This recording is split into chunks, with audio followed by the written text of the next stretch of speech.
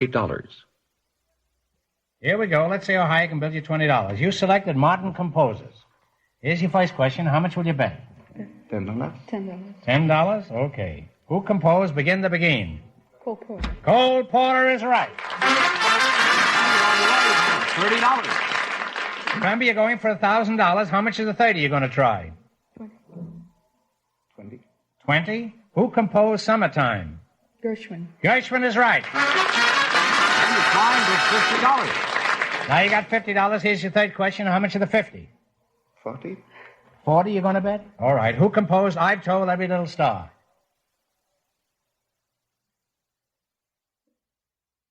Take a guess. Talk it over.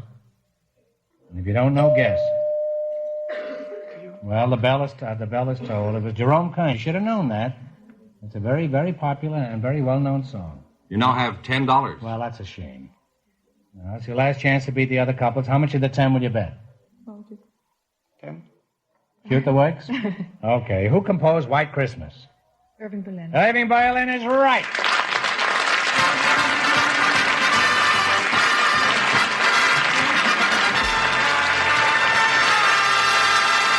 And you wind up with a grand total of $20, and that means the unemployment clerk and the genealogist with $228 get the chance at the DeSoto Plymouth $1,000 question.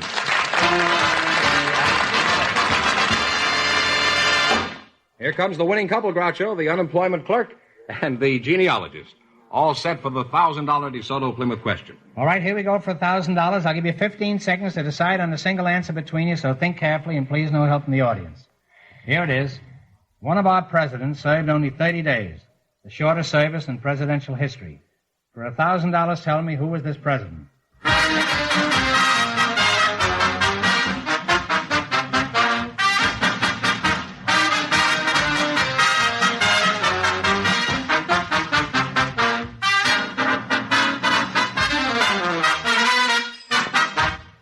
All right, what is the answer you two have decided upon? Yes, we're wrong, but we thought Buchanan. No, I'm sorry. It was William Henry Harrison. That was a tough question. But anyway, you won. How much did they win? $228. You won $220, so that means the big question next week will be worth $1,500. Well, you lost the big money, but you won $220 in the quiz. Congratulations, and thanks to both of you and to all of our contestants on the show tonight.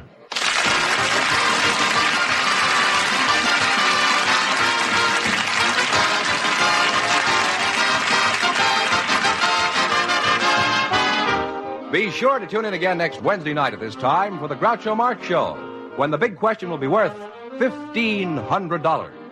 And don't miss Groucho's television show, also presented by the DeSoto Plymouth Dealers of America. And remember, all dealers who sell DeSoto also sell Plymouth.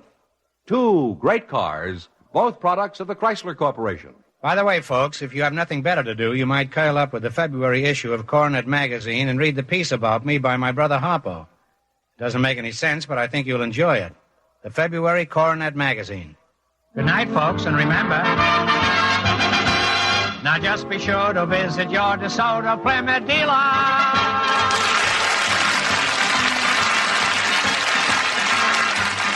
Folks, here's a reminder from the National Safety Council. Keep your car in safe operating condition. You Bet Your Life, transcribed from Hollywood, is produced by John Goodell. Directed by Robert Dwan and Bernie Smith. Music by Jerry Fielding. This is George Fenneman signing off for the more than 3,000 DeSoto Plymouth dealers from coast to coast.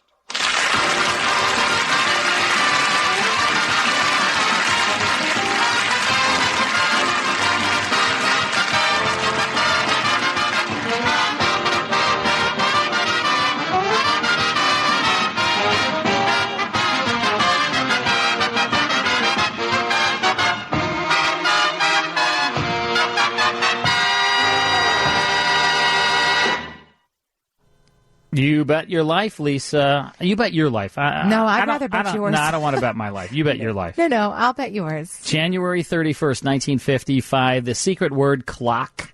It was sponsored by DeSoto Plymouth.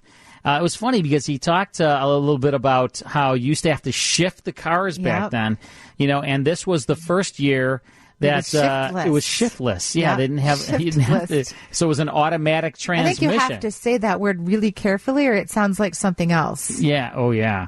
But speaking of Cologuard, we were talking about Cologuard earlier. We were. Yeah. Remember we were talking about. Oh, you mean in the car? Yeah, Cologuard. Yep. I think it's better than a colonoscopy. I did Cologuard. Yeah, did you like it? It's better than a what? Was it good? What did you call it? Colonoscopy. What is it? What is it? If you think about it, maybe it's harder. Colonoscopy. Okay. Right. I did Cologuard. My doctor told me I just got one in the mail. I'll give you instructions. This is not for radio consumption. No, it's not. Let's move on. Yeah, it's not. But anyway, that was You Bet Your Life. You know, the reason why it sounded so tight and so great and like the jokes were right on and he was super fast and everything is because they used to tape. This used to go 40, 50, 60 minutes in front of a studio audience, and they would, talk with the people, and then they would edit it down later, and then it was broadcast. So it was basically broadcast live on tape, they called that. And then the same thing, they would, film it as well. Again, the whole 40, 50, 60 minutes, and then edit that down as well. And what you watched on television, which I watch all the time on Antenna TV, they have You Bet Your Life. And when you watch it, it's so fast and quick, and he's right on the money. And he's very quick. He is great, but there's a lot that can be done in editing.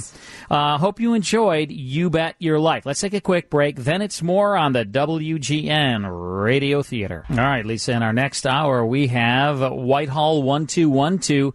Which was a true crime series with an all-British cast. It was produced here in the States by Willis Cooper, who created Lights Out. Really good series. I think you're going to like it. And that is coming up in just a few minutes. So stay with us, folks, right here on WGN.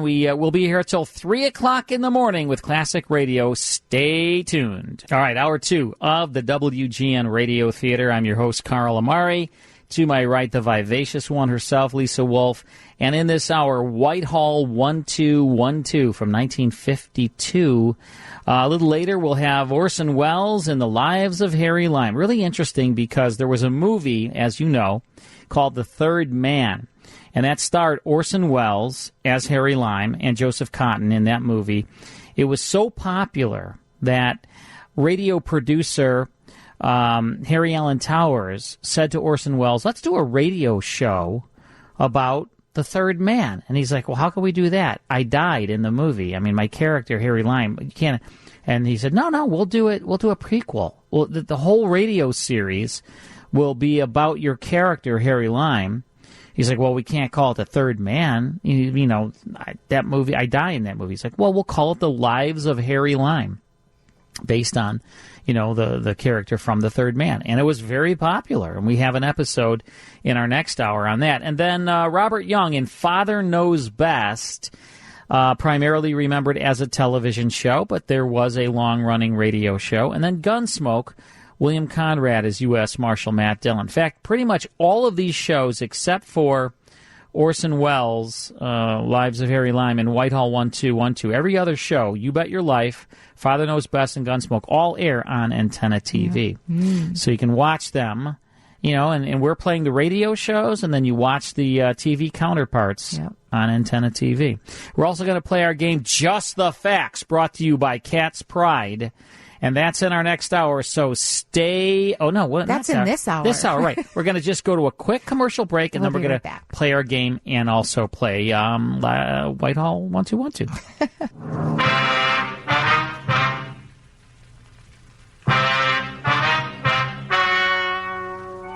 Ladies and gentlemen, the story you're about to hear is true. The names have been changed to protect the innocent. This is our new segment, Just the Facts, fun facts, trivia, and history. This hour will be from 1952, which is the year that we are going to be playing for Whitehall 1212. Yeah. This is all brought to you by Cat's Pride. Of course it is. So, okay, this is one of my favorite things. I Love Lucy included the most popular and remembered skit from the show. Oh, this has to be the chocolate, and it's on the conveyor belt. That is a good one, but that's not the this number one. That's okay. Then she's crushing. tomatoes or something like that, or cherries or something. No, it's not She's that one. Stomping grapes. Grapes. Stomping grapes. No, it's not that one. But again, one of the most popular and remembered skits Well, I from just the named show. the two most popular. Well, then you forgot about this one. The most popular, she's eating the candies. Okay, let's hear it. Hello, friends. I'm your Vitamita Vegemin girl. Vitamita Vegemin. Do you poop out at parties? You poop out at parties. Are you unpopular? The answer to all your problems is in this little bottle. Now you pick up the bottle. Oh, A little higher. That's right. the answer to all your problems is in this little bottle. Vitamita Vegemin. Vitamita Vegemin contains vitamins, meat, vegetables, Meat. and minerals. Yes, with Vitamita Vegemin, you can spoon your way to health. All you do is take a tablespoonful after every meal. Now you take some. Oh, Anyway, I remember, yeah. All I right, remember that. this is a fantastic It was skit. definitely. All right, it's way up there. And she was like, because there was alcohol in it or something, she started getting like a little She was punchy. She was punchy. I remember that. Great episode. That was 1952. Also, the most popular Christmas gifts from 1952 were.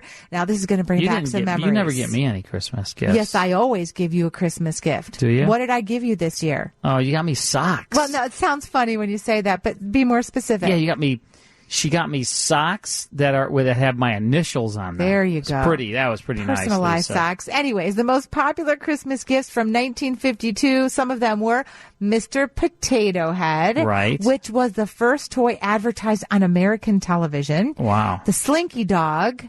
Oh, the dog? The Slinky Dog. I didn't like the Slinky Dog. Why? I like the Slinky, Why? but not the Slinky Dog. What's the matter with the dog? I'll guarantee you the Slinky Dog did not sell as well as the Slinky itself. Well, and a Pez candy dispensers, I had which Pez. of course are still sold Man, today. 1952 Pez was around? 1952. I love Pez when Well, I was a I don't kid. think I really like the candy as much as the dispenser. Now, that was the fun of it. I had a Batman Pez. Of course you did.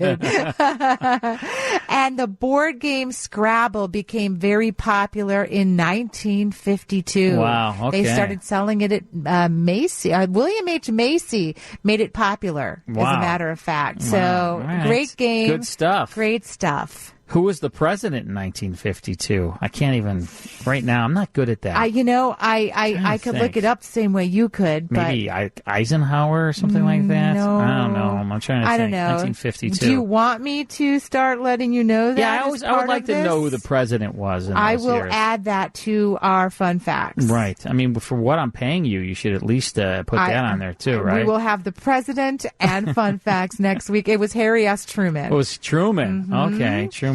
Now you know. All right. Okay. He beat Dewey. I know that. All right. All right. So in this hour, Whitehall, 1212.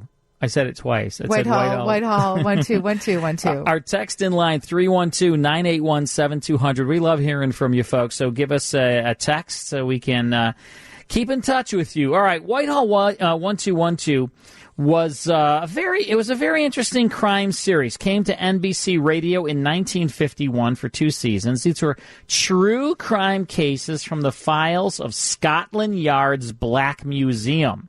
And they were dramatized with an all-British cast. So if you were British and living in America, you might get cast in this have at a that time. chance. It was like, he's like Willis Cooper, who created it. We got to get some British actors in this. Find some British actors. He'd call the casting agent. And cast British. That's what I did with the Twilight Zone. Whenever we'd have a Twilight Zone that was set in Britain, I would call Claire Simon. It may as well be authentic. The casting queen of Chicago. Right. I'd call her up. I'd say, Claire, I cast everyone you have that's British. That's what they did here. Willis Cooper created this series. He also created Lights Out and Quiet Please. And Whitehall 1212 was the then famous telephone number of Scotland Yard. It was their, they would dial Whitehall 1212, almost like 911 now, you know. It was the headquarters of the London Metro. The series was hosted by Chief Superintendent John Davidson. He was the curator of the Block Museum. Huh? Yeah. Maybe I could do a part in this Yeah, show. you would be great at pretending to have a British accent. I would say, yes, Lisa. As an old man. Yeah, Lisa. This is called The Case of Maggie Rowlandson from May 25th, 1952. Uninterrupted, here is Whitehall 1-2.